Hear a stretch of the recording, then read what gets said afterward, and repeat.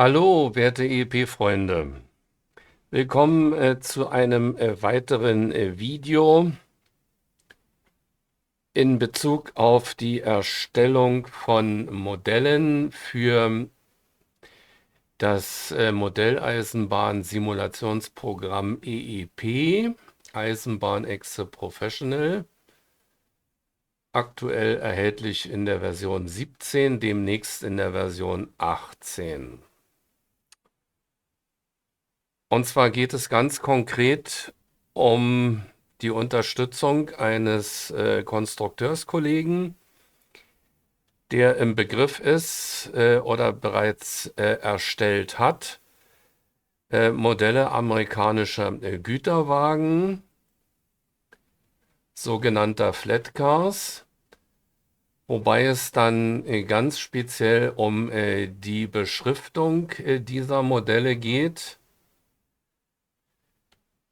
Hier wohl speziell darum, die entsprechenden Bahnverwaltungen und die diesbezüglichen Beschriftungen im Modell oder auf dem jeweiligen Modell hier.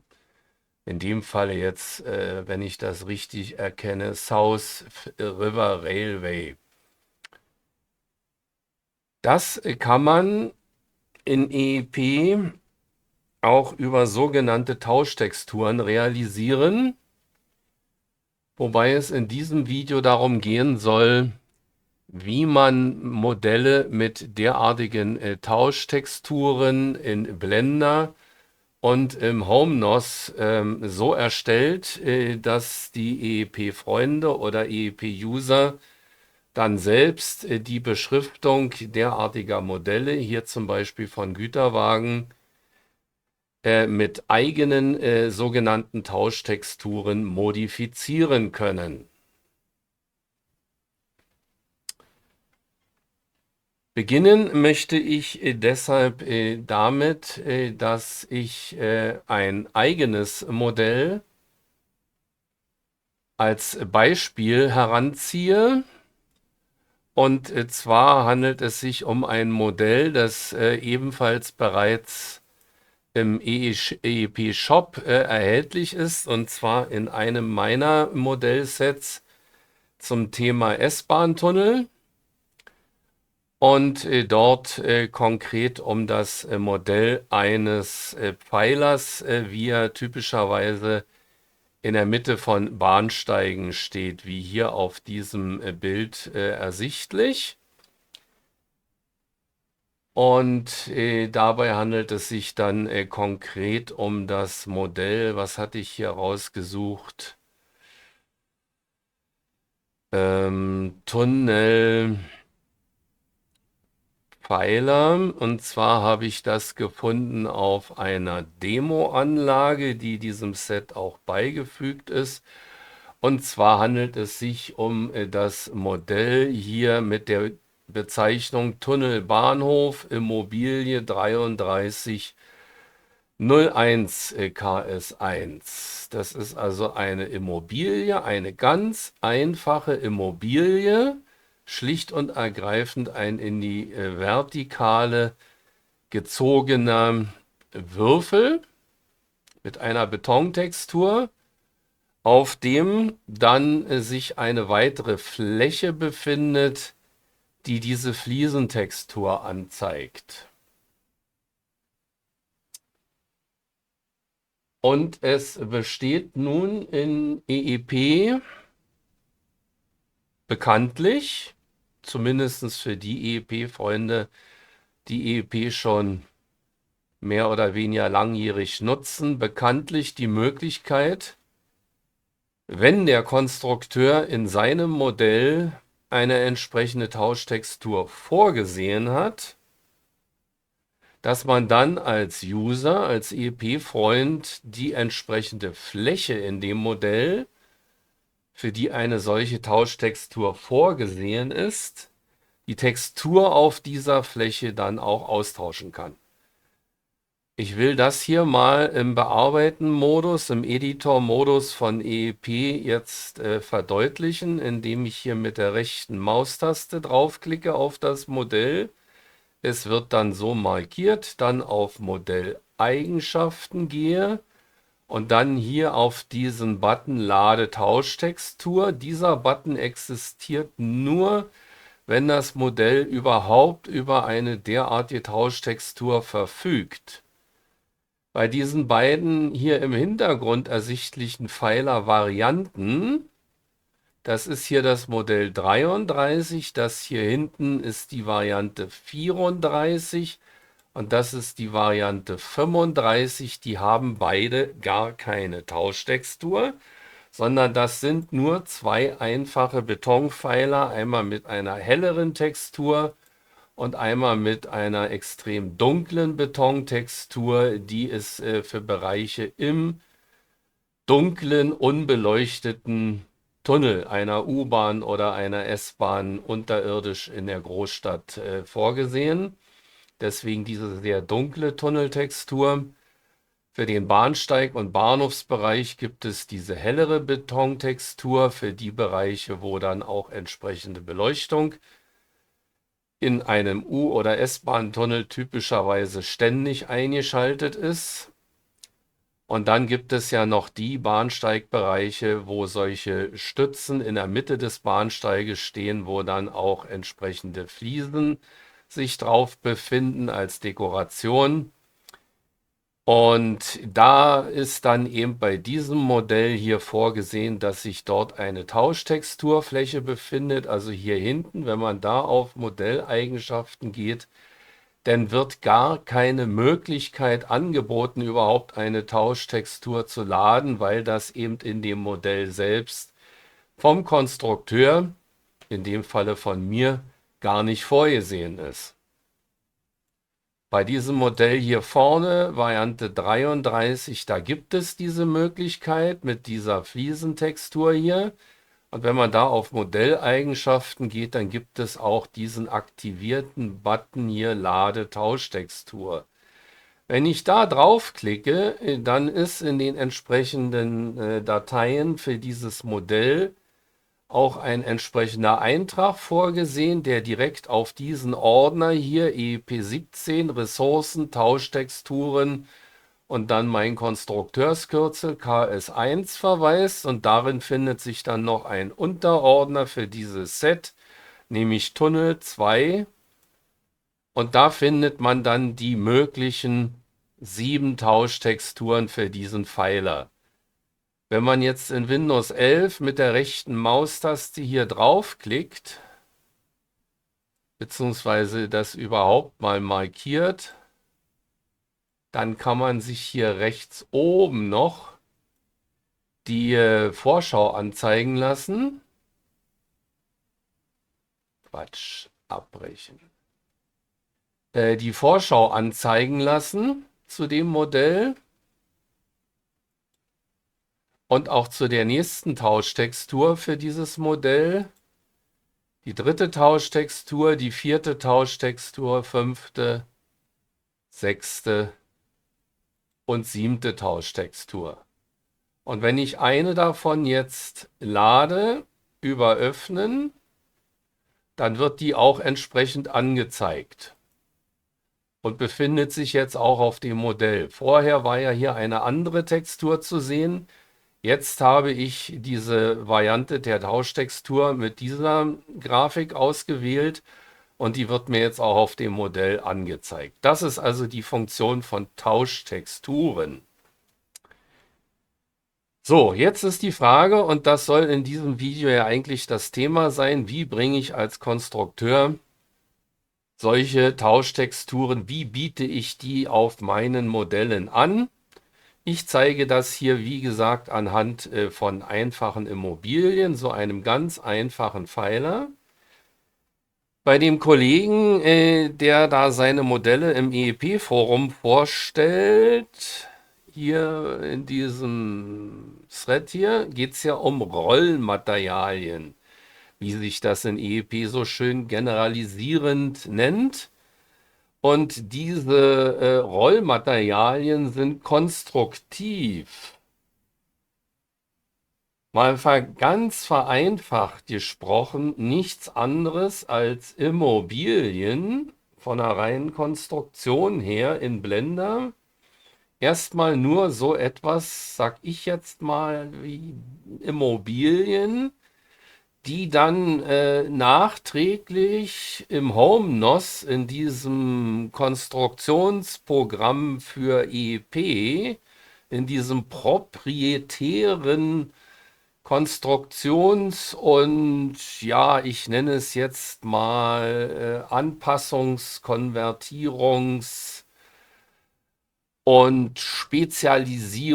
und meinetwegen ganz provokativ jetzt ausgedrückt auch noch Verschlüsselungstool für EEP-Modelle, die man also mit beliebigen 3D-Modellen ja erstmal grundsätzlich erstellen kann, die man dann aber immer noch durch den HomeNOS hindurch importieren und exportieren muss, um sie dann letztendlich allen EEP-Freunden und Usern über den Verkauf im EEP-Shop oder auch als Free-Modell anbieten zu können. Denn diese Modelle müssen letztlich alle vom EEP-Verlag, dem Trend-Verlag, signiert werden, wie man das nennt. Und diese Signierung kann nur erfolgen, wenn die Modelle vorher im HomeNOS importiert wurden und dann in einer sogenannten 3DM-Kapsel, einem speziellen proprietären Dateiformat, aus dem HomeNOS exportiert wurden. Gut, das zur Erklärung der Umstände, die dazu führen, dass man hier also verschiedene Programme als Konstrukteur nutzen muss. Momentan ist es auch gerade jetzt ganz aktuell im Januar, Februar, März 2025 so, wahrscheinlich, ich befürchte mal auch noch im März, eventuell auch schon im Laufe des Februar, so dass der HomeNOS als Programm überhaupt nur für Vertragskonstrukteure des Trend-Verlages, die also einen Konstrukteursvertrag mit dem Trend-Verlag geschlossen haben, verfügbar ist. Das wird sich aber sicherlich in Zukunft wahrscheinlich, möglicherweise unter Umständen eventuell wahrscheinlich wieder ändern, sodass er dann auch für jeden EEP-Freund hoffentlich eventuell vielleicht wahrscheinlich wieder verfügbar ist. So, also jetzt zu dem eigentlichen Prozess.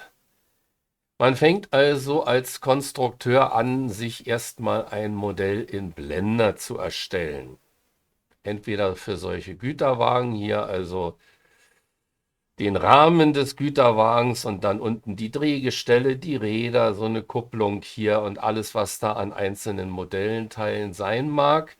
Und ich habe es in meinem Falle bei diesem ganz einfachen Modell erstmal mit dem Modell für diesen Pfeiler in Blender getan und ich habe das hier mal gleich so vorbereitet, dass ich hier Blender schon geöffnet habe und dass ich hier schon mal das richtige Blender-Modell rausgesucht habe. Das ist dieser Pfeiler U wie unten, Pfeiler unten.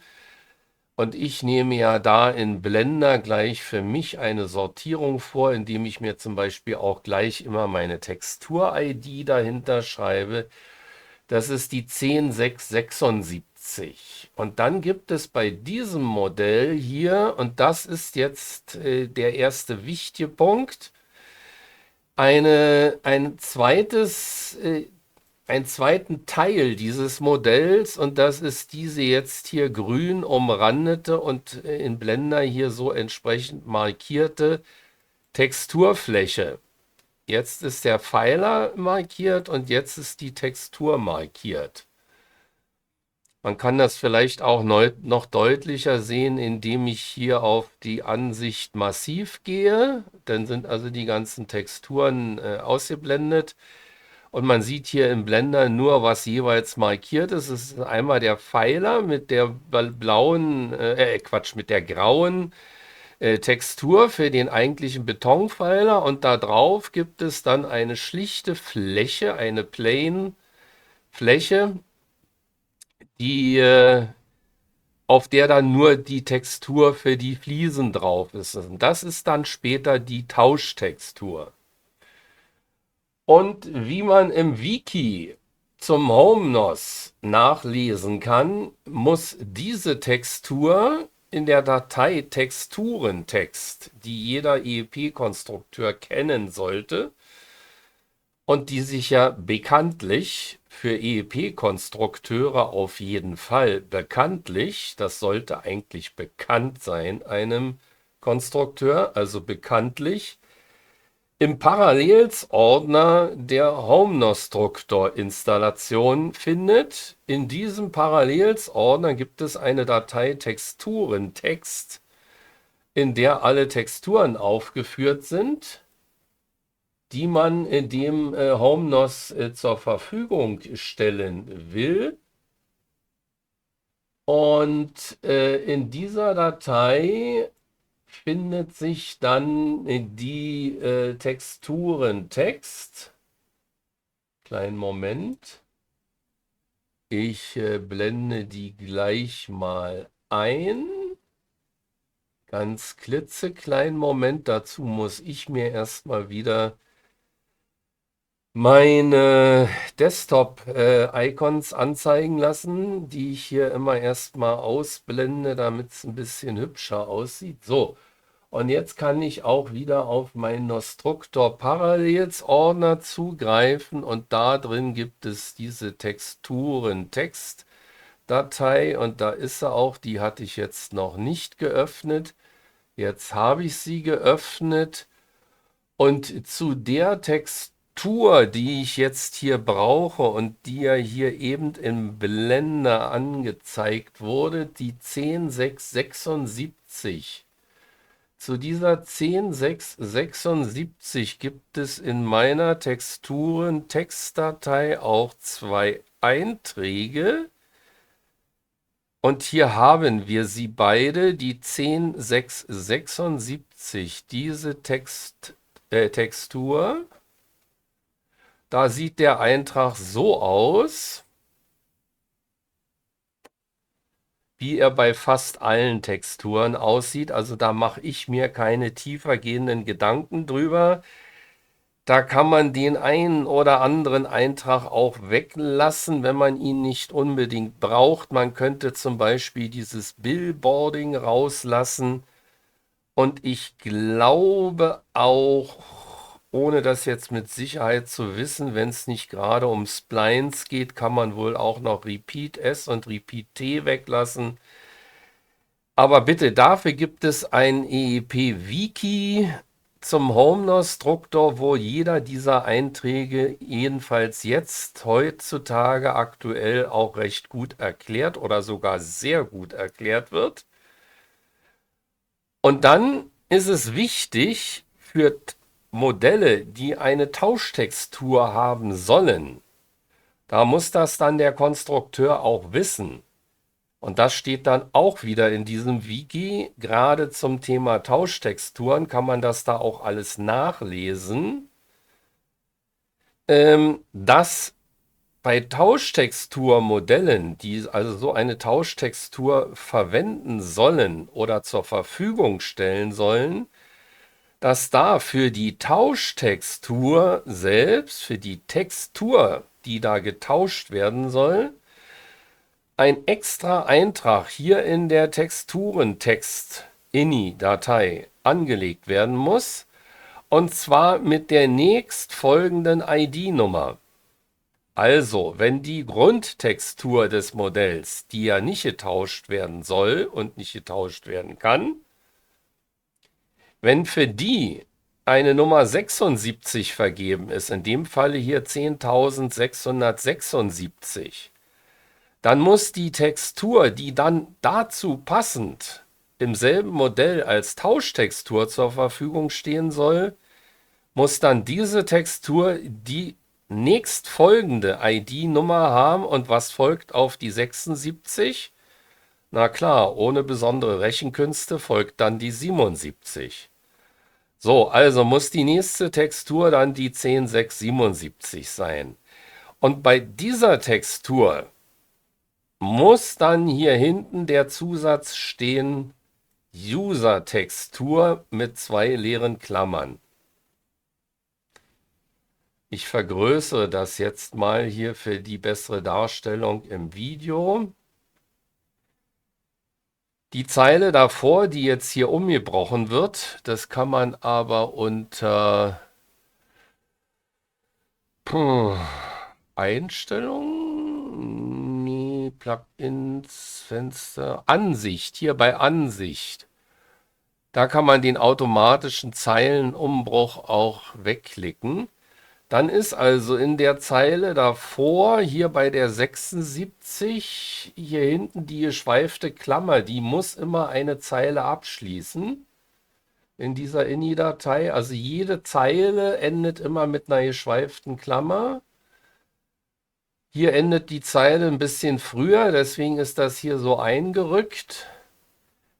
Also wenn ich das hier mal untereinander verschiebe, dann sieht man auch, dass in dieser Zeile hier ein paar Einträge schlicht fehlen. Die am Anfang, die gibt es immer, da muss immer, die ID muss sowieso immer dastehen, der Name.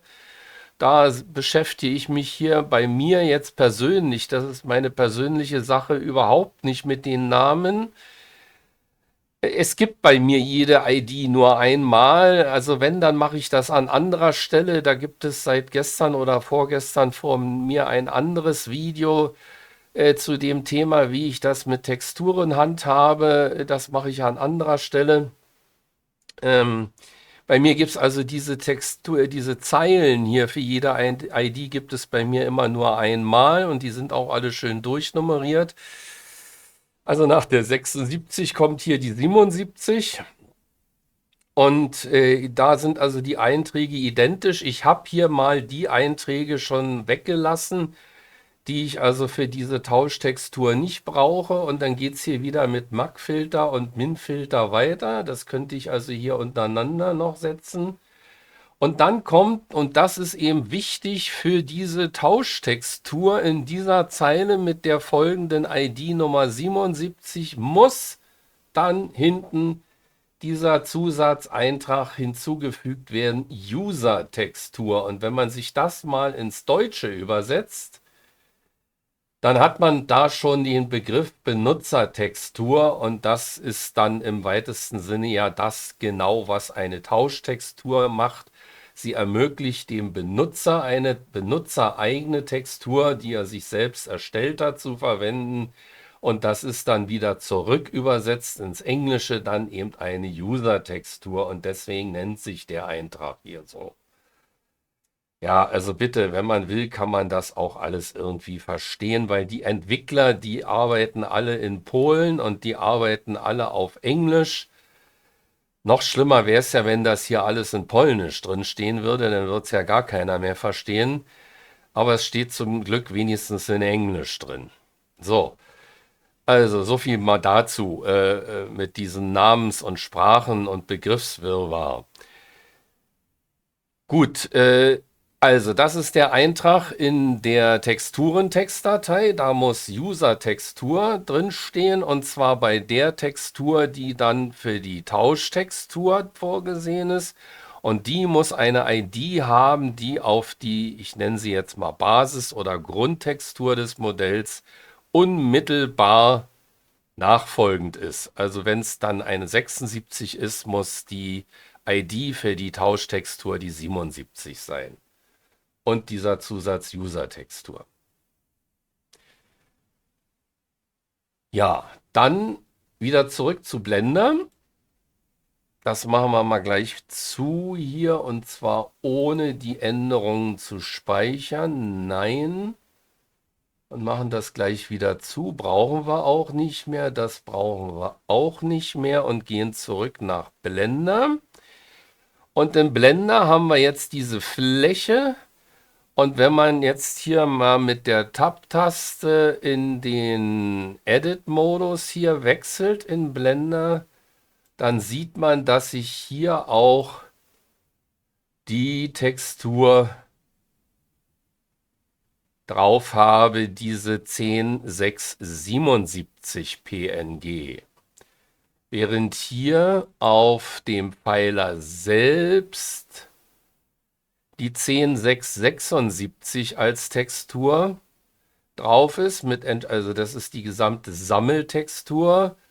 Und in der Sammeltextur habe ich hier unten grau ausgespart. Das kann man vielleicht anders machen. Ich habe es hier bei mir mal so gemacht.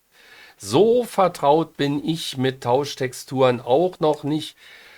Ich glaube, es geht eventuell auch so, dass man diese Tauschtextur völlig unabhängig von der Sammeltextur anlegt und auch das UV-Mapping irgendwie ja mehr oder weniger völlig unabhängig davon gestaltet. Also das bitte mal mit etwas Vorsicht genießen. Da muss man dann eventuell selber noch mal experimentieren. Bei mir war das alles unproblematisch. Ich habe es also hier so gehandhabt, dass ich hier also praktisch aus meiner Sammeltextur hier unten diesen Bereich, der war ursprünglich auch in den allerersten Testmodellen, da war hier diese Fliesentextur drauf und ich habe die praktisch später ausgegliedert auf eine eigene Textur, eben auf diese 77er PNG-Datei 10677 habe ich die dann ausgegliedert und habe hier diesen Bereich jetzt hier grau gelassen. Ich habe allerdings, fällt mir gerade ein, jetzt in meinem dritten Set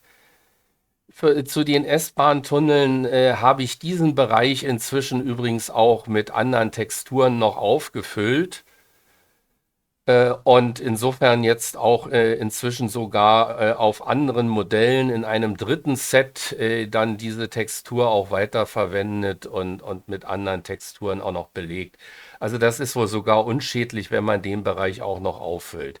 Jedenfalls hier drauf findet sich dann auch diese verhältnismäßig gleichmäßig texturierte Blanko-Beton-Textur.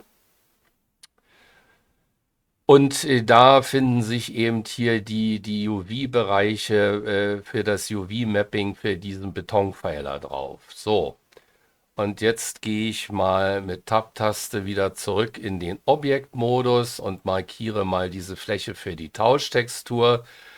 Und wenn ich da in den Edit-Mode gehe, dann wird mir eben diese Textur hier nur für die Fliesen aufgerufen. Und das ist jetzt hier in dem Falle nur die eine Fliesentextur, die 10677. Und das ist die Textur, die dann bei der Auswahl der Tauschtexturen in EEP, wenn ich hier draufklicke und auf Modelleigenschaften und lade Tauschtextur gehe und wieder im Explorer nachsehe, dann ist das hier die erste. Die Tunnelfliesen S4, also Wasserweg, sonstiger Spline, TT wie Tauschtextur 01 KS1. Das ist die 01er Tauschtextur. Das ist diese weiße mit den weißen kleinen Fliesenmotiven hier. Es gibt da andere Motive, die dann schlicht im Grafikprogramm auf derselben Fläche habe ich einfach 7-mal in Paint.net von Texturis kommen mir verschiedene Fliesenmotive runtergeladen und habe die in Paint.net immer auf dieselbe Pixelfläche hier drauf kopiert, eingefügt und habe die abgespeichert als TT01, TT02, TT07 und der User kann sich die runterladen, in sein Paint.net einfügen und kann die da öffnen und dann sinnvollerweise natürlich unter einem anderen Namen, nämlich TT08, TT09. Er kann das ja dann weiter treiben bei den zweistelligen Bereichen hier bis TT09, nicht 0, sondern bis TT99. Bis zur 99 könnte er es weiter treiben, ohne an dem eigentlichen Dateinamen allzu viel zu ändern. Er kann hier meinetwegen auch noch bis 999 gehen, wenn er hier dann eben anfängt mit Dreistellennummern hintern. Aber dann sieht das im Explorer nicht mehr so schön sortiert aus, dann fehlt ihm hier oben immer eine 0. Dann wird ihm das im Zweifel dann die 99 da oben oder sonst wo angezeigt. Also das hängt dann davon ab, wie man das im Explorer hier sortiert, nicht? Je nachdem, wie man da oben auf die Spaltenüberschrift klickt. Ja, wie gesagt, das sind die verschiedenen Texturmotive, die kann man sich auch als Konstrukteur, man kann die dann hier auch, ich habe in dem Fall hier gleich 7 verschiedene mit angeboten, damit auch diejenigen Benutzer, die mit Paint.net oder mit ähnlichen Konkurrenzprodukten bis hin zum völlig überteuerten Photoshop in irgendwelchen Abo-Modellen, die da nur für Profi-Anwender, die das dann auch geschäftlich nutzen, bezahlbar sind. Aber es gibt ja auch noch sowas wie GIMP, was ich noch nie genutzt habe. Aber ich nutze immer Paint.net, aber da kann ja jeder nutzen, was er will. Jedenfalls in solchen Grafikprogrammen kann man sich ja dann solche Texturen hier einfach kopieren, umbenennen und dann hier auch entsprechend andere Fliesenmotive einfügen. Es gibt einen Nutzer im EEP-Forum, den ich hier mal dankbar erwähnen möchte, der meine Modelle da sehr schön verwendet hat. Wenn ich mich richtig erinnere, heißt der mit seinem Nicknamen Postman oder Postmann. Der hat wunderschön Berliner U-Bahnhöfe mit ihren vielfältigen Fliesentexturen dort mit meinem Set hier mit diesen Möglichkeiten umgesetzt und hat da wunderbar die Möglichkeit dieser Tauschtexturen ausgenutzt. Das will ich hier mal ausgesprochen dankbar erwähnt haben. Ja, das kann man denn also alles machen und als Konstrukteur, wie gesagt, und in Blender ist es insofern interessant, auch für den Konstrukteur natürlich interessant, wenn er dann solche Vorlagen mitliefern will, dass man hier beim UV-Mapping gleich mal ein bisschen drauf achtet, dass zum Beispiel diese Grenzen hier beim UV-Mapping auch möglichst genau auf den Fugen, auf den Fliesenfugen liegen. Nicht wahr? Damit das dann hier, wenn man sich das dann hier ansieht, damit das dann so einigermaßen passt, dass hier so 1, 2, 3, 4 Fliesen abgebildet werden und das nicht mitten in der Fliese endet. Und vor allen Dingen hier auch oben und unten, ja.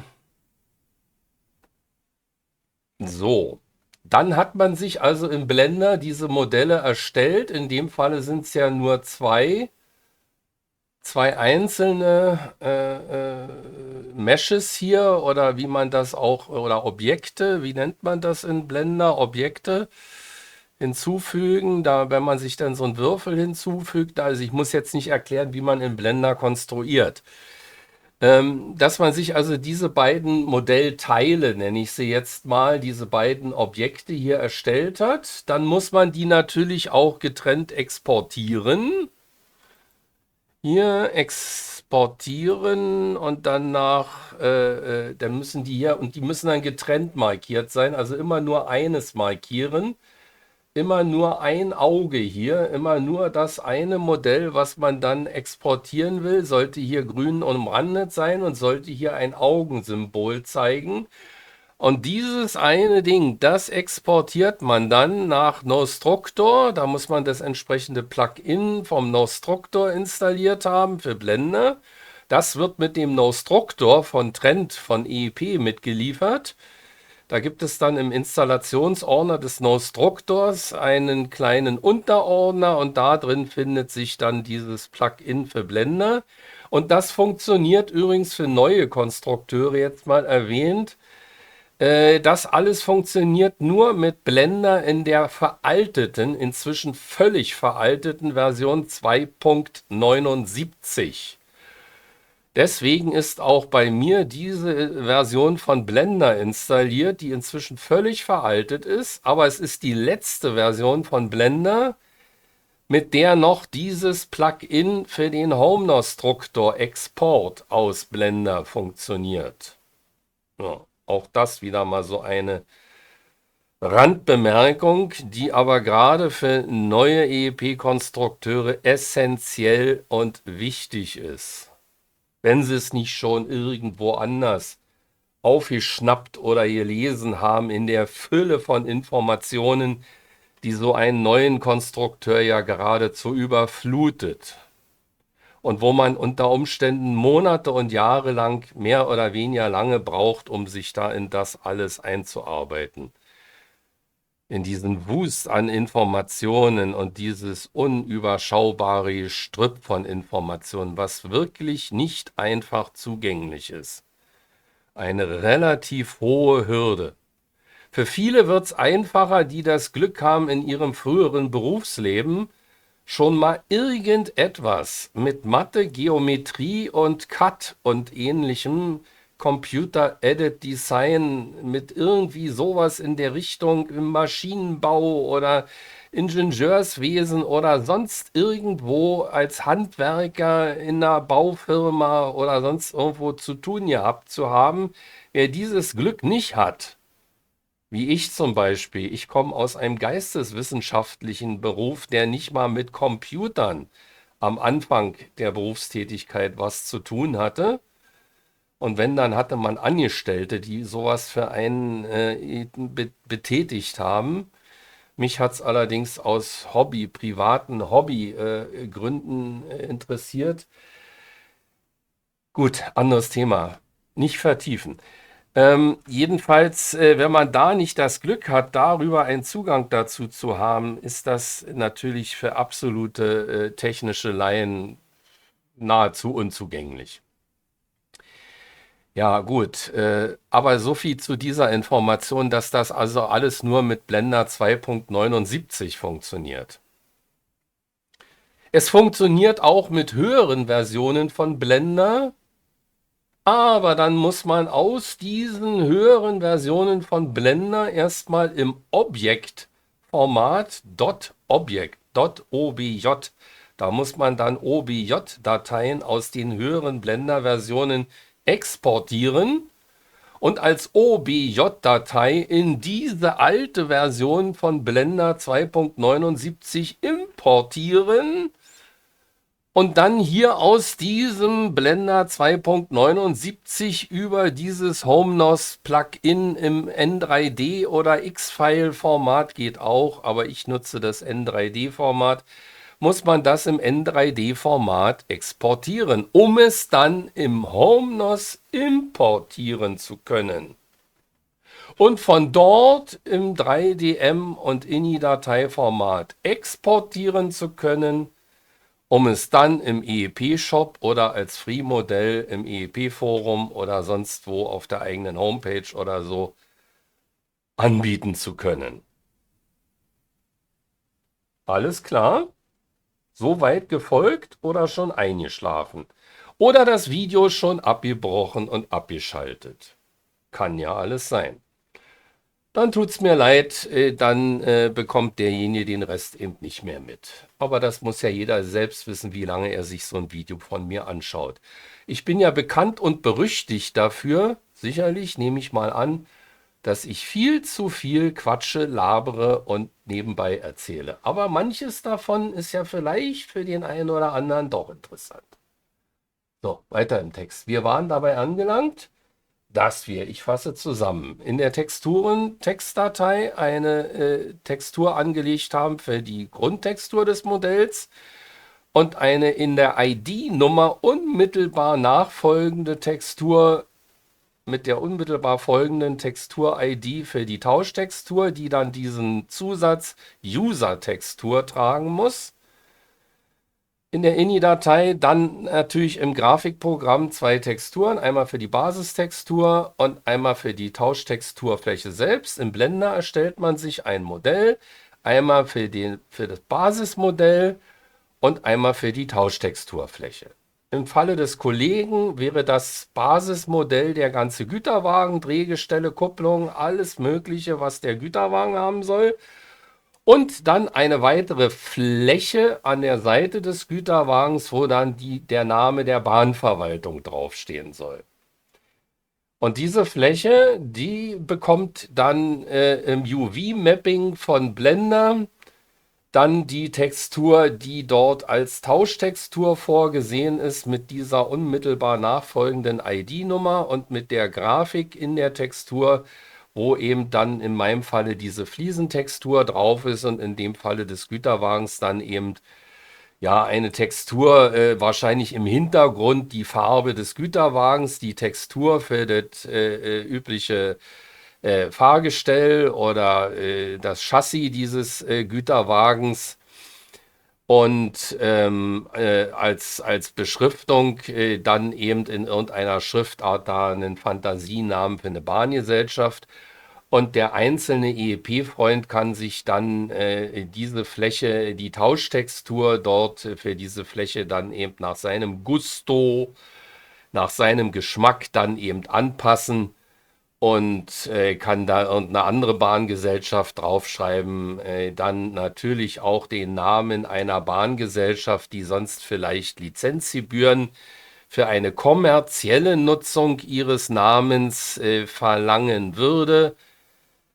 Wenn man sie dann anschreibt, bekommt man ja leider Gottes immer wieder von diesen Herrschaften solche Antworten, dass man doch dafür abstrus hohe Lizenzgebühren zahlen soll, wenn man das kommerziell verwenden will, diesen hochheilig geschützten Firmennamen, der ja ach so wertvoll ist.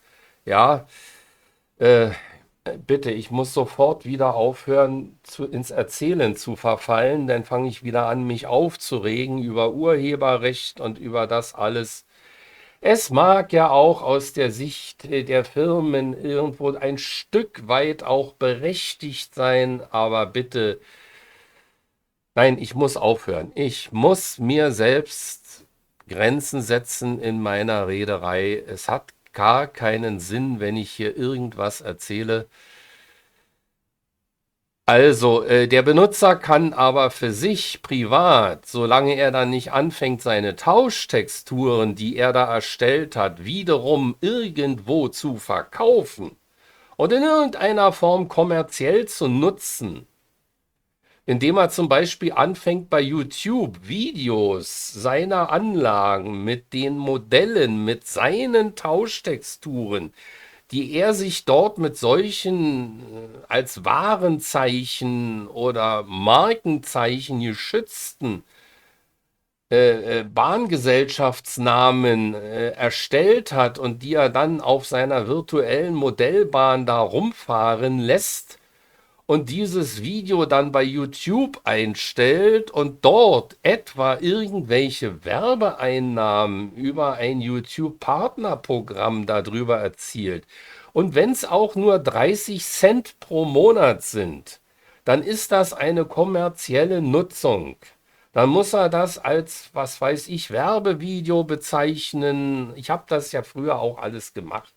Inzwischen lasse ich diesen Quatsch, weil die Einkünfte im Zusammenhang mit EEP absolut lächerlich gering sind. Ja? EEP ist so exotisch und man erzielt so lächerlich geringe Werbeeinnahmen damit, dass das überhaupt gar keinen Sinn hat. Und ich lasse es deshalb jetzt auch. Aber wenn das jemand machen sollte, dann müsste er mit Ärger rechnen. Ja? Deshalb kann ich davor nur höchst vorsorglich warnen. Und das ist auch das Thema, weswegen das so heikel ist mit diesen Tauschtexturen. Es gibt da auch durchaus EEP-Nutzer und sogar Konstrukteurskollegen im Ausland. Ich erwähne jetzt nur mal ganz vorsorglich in Frankreich, die da ganz offensichtlich, mutmaßlich, wahrscheinlich eventuell, aber doch ziemlich sicher erheblichen Rechtsirrtümern unterliegen.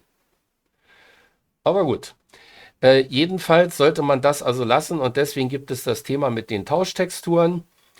Und deswegen bietet es sich für einen Konstrukteur an, wenn er dieses Problem hat mit den dass er dann auch Tauschtexturen verwendet und seine Modelle im EEP-Shop mit völlig unverfänglichen Fantasienamen anbietet und die Möglichkeit, dass ein User, ein EEP-Freund dann die Möglichkeit hat, über Tauschtexturen da eigene Texturen draufzupacken, die irgendwelche geschützten Markennamen beinhalten. Dafür kann ja der Konstrukteur nichts.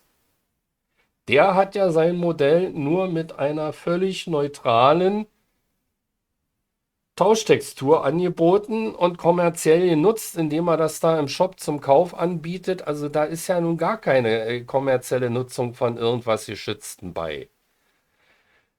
Ja, das ist der Sinn der ganzen Sache. Und deswegen all diese Umstände, dieser ganze Aufwand.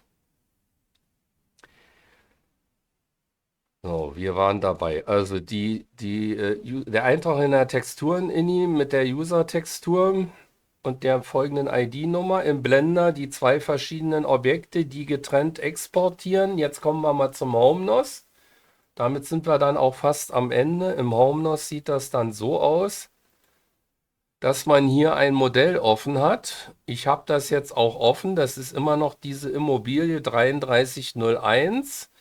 Dieser Pfeiler. Und wenn man sich den hier mal in der Vorschau anguckt, dann haben wir den hier.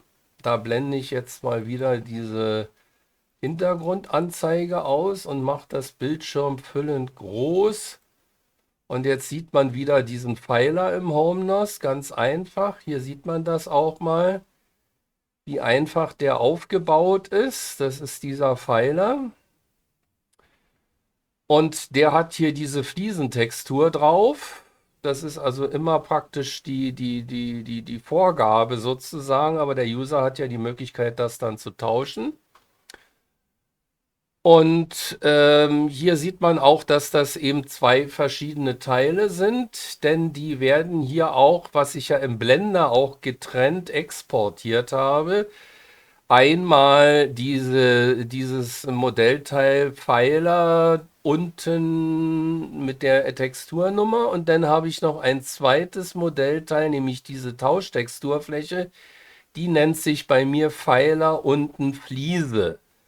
Ich mache nochmal das Blender hier maximal. Das ist hier auch getrennt exportiert, abbrechen. Das sind also diese beiden Teile hier. Ich war ja vorhin gerade beim Exportieren. Ich markiere die jetzt nochmal beide hier, mache das auch mal ein bisschen breiter. Dann kann man das hier auch vielleicht etwas besser auf dem Bildschirm nachher während der Aufnahme sehen. Den Pfeiler unten 10676 und Pfeiler unten Fliese 10677. Deswegen habe ich mir die 7 hier so ein paar Mal hintergeschrieben, damit ich dussel, wenn ich das wieder verpeile, vergesse, unkonzentriert und abgelenkt bin in meiner Schusseligkeit, wenn ich da nicht aufpasse im HomeNOS beim Importieren. Also spätestens das hoffe ich, dass mir das dann auffällt, dass ich hier beim Importieren im HomeNOS ja auch beim Importieren eine andere Textur-ID eintragen muss. Nämlich für das erste Modell, was ich da importiere, muss ich ja die Textur-ID 10676 eintragen und für den zweiten Teil, für die Fläche nachher, muss ich ja die 10677 eintragen und da schreibe ich mir dann für meine eigene Dämlichkeit ein paar Mal die 7 noch dahinter. So. Und das muss hier getrennt exportiert werden, also immer nur ein Auge aktiv, ja. Und dann habe ich das hier getrennt exportiert. Und dann importiere ich das hier über die entsprechenden Importfunktionen. Das zeige ich jetzt hier nicht. Das würde alles viel zu weit führen. Wir sind ja hier nicht im HomeNOS-Struktor-Tutorial.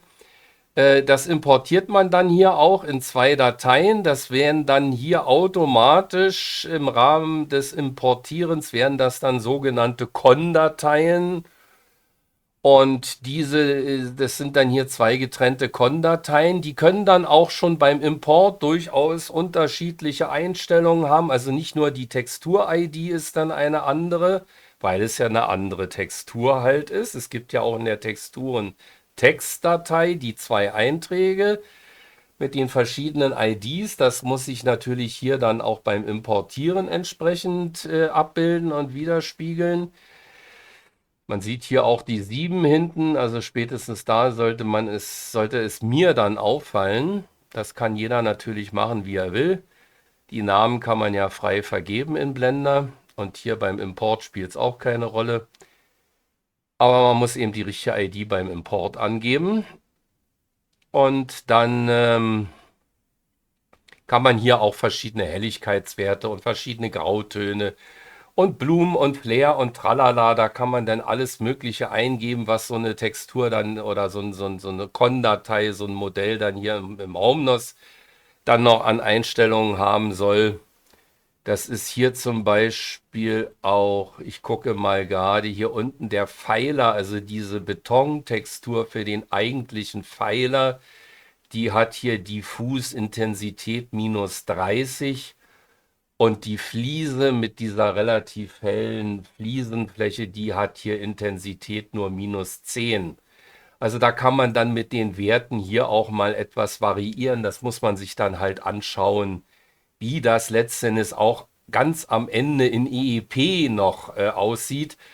Denn auch das wieder für die neuen Konstrukteure, es macht durchaus noch einen Unterschied, was man hier in dieser 3D-Vorschau im HomeNOS sieht und wie das dann letzten Endes auf der grünen Wiese in EEP im Sonnenschein aussieht. Also da gibt es teilweise auch noch mehr oder weniger krasse Unterschiede, wo man dann nachträglich nochmal zurück in den HomeNOS und dann vielleicht nochmal an der einen oder anderen Einstellung etwas an dem Schieberegler rumspielt, um den einen oder anderen Wert noch anzupassen. Kann man ja dann alles machen.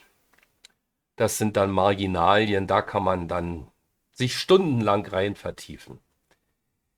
So, aber wichtig ist eben, dass man hier diese beiden verschiedenen Con-Dateien dann hat. Eine für die Basismodell und eine für die Tauschtextur. Bei dem Güterwagen von dem Kollegen wird das hier wahrscheinlich einiges mehr sein, weil der ja dann noch verschiedene Modelle auch für verschiedene Achsen hat. Das ist dann der Achsendialog hier hinten. Da wird er dann seine Drehgestelle haben als Radsatz vorne und Radsatz hinten und mit und ohne Antrieb, je nachdem, ob es eine Lok ist oder ein Güterwagen. Da sind dann die INI-Einträge ganz unterschiedlich. Ich will mal schauen, hier an INI-Einträgen gibt es bei der User-Textur gar nichts Besonderes. Äh, Selbst der Sort-to-Viewer-Eintrag ist bei diesem Pfeiler eigentlich flüssig bis sogar überflüssig. Weil, wieso, weshalb? Weil dieser Pfeiler gar keine Fensterflächen irgendwie hat. Da gibt es ja nichts zum Durchgucken und da gibt es auch nichts zu Sort to Viewer, da gibt es auch nichts zu sortieren für den Betrachter. Es ist immer hilfreich, sich sowas ins Deutsche zu übersetzen. Sort to Viewer, also sortieren für den Betrachter. Da gibt es also nichts zu sortieren für den Betrachter in dem Sinne, dass man durch verschiedene Fensterscheiben gestaffelt wie Kulissen hintereinander hindurch guckt und spätestens nach der zweiten Scheibe sieht man schon nichts mehr, was dahinter ist. Oder alle dazwischen stehenden Betonwände werden plötzlich durchsichtig und man sieht durch ein geschlossenes Gebäude. Wenn man durch die Fenster in das Gebäude hineinschaut, sieht man hinten durch dann plötzlich die grüne Wiese mit Berge im Hintergrund und nicht etwa die Rückwand des Gebäudes. Das liegt dann an solchen Einträgen wie Sort to Viewer.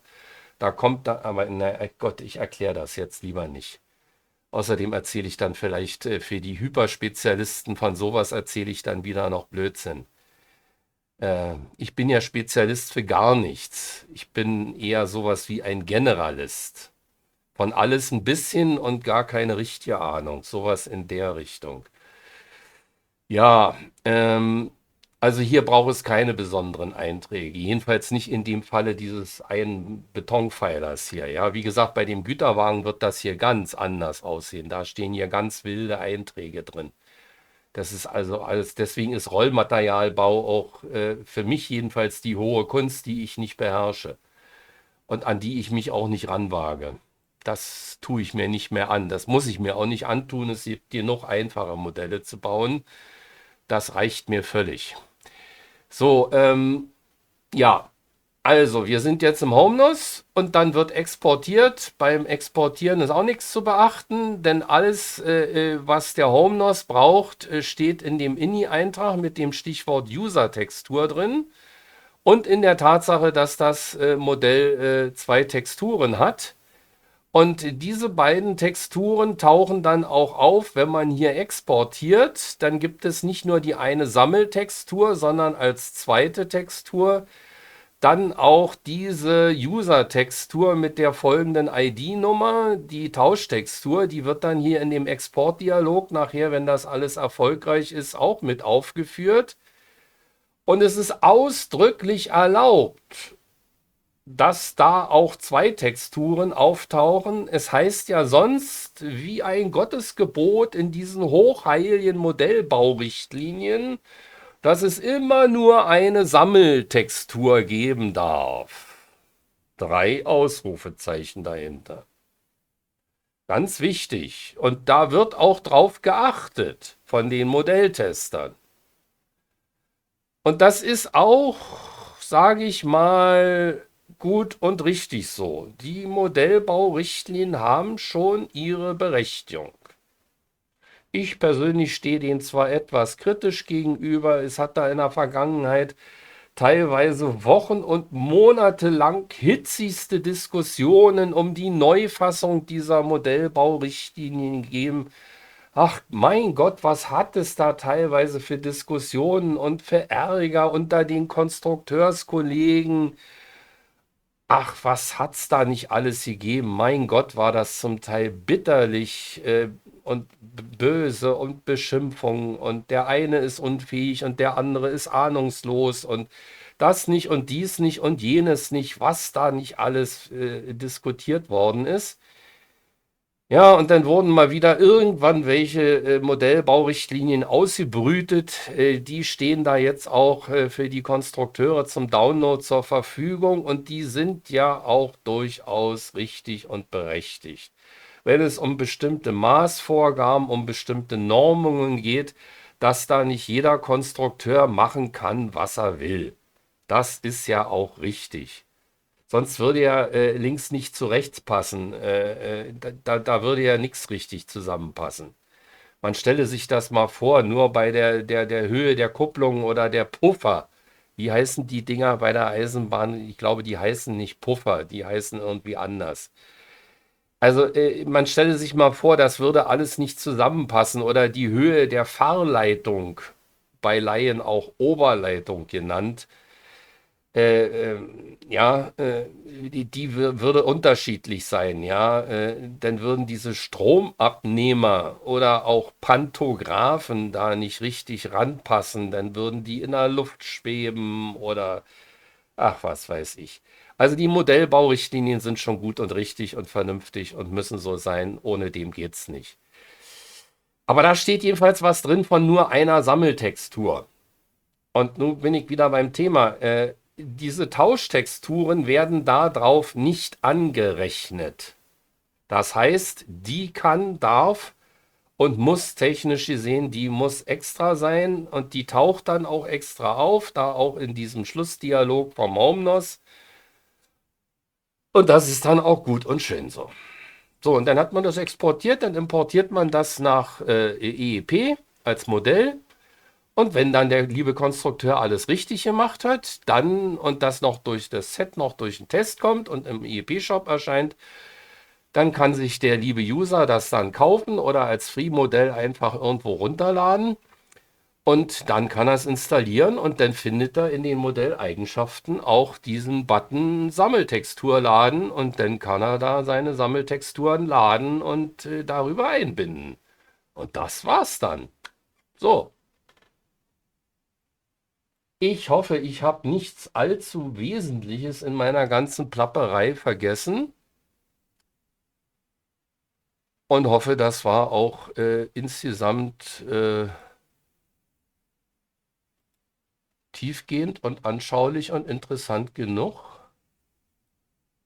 Und ich schließe meine Ausführungen wieder mal mit der üblichen Grußformel, dass ich weiterhin viel Spaß mit EEP wünsche, vor allen Dingen auch den Konstrukteurskollegen. weiterhin viel Schaffenskraft und Schaffensfreude, insbesondere auch dem Kollegen, der da seine Güterwagenmodelle mit Tauschtexturen erstellen will. Und dann eventuell auch dem einen oder anderen künftigen Konstrukteurskollegen, der sich sowas vielleicht rein zufällig auch mal anschaut. Danke fürs geduldige Zuhören und bis zum nächsten Video.